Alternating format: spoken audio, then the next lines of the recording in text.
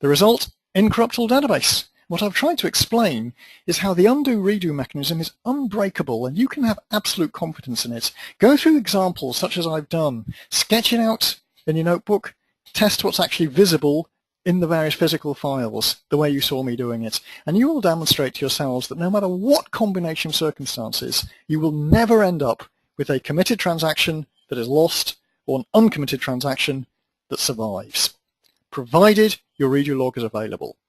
What if it isn't available? That takes us back to that question earlier. If the instance recovery fails, the reason it fails is that your redo log is damaged. In that circumstance, you can't open the database.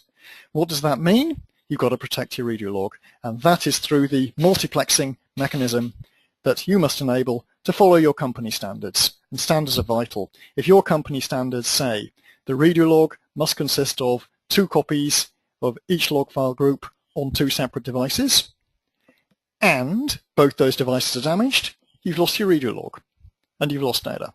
But you as DBA can then point to the standards document and said, hey, that's what was agreed I would do. You must have standards. Does your standard say 1 copy, 2 copy, 4 copies? I'm not going to say how many you should have, but you need documented standards for how the redo log should be protected, and that will protect not only the database, but it will also protect you.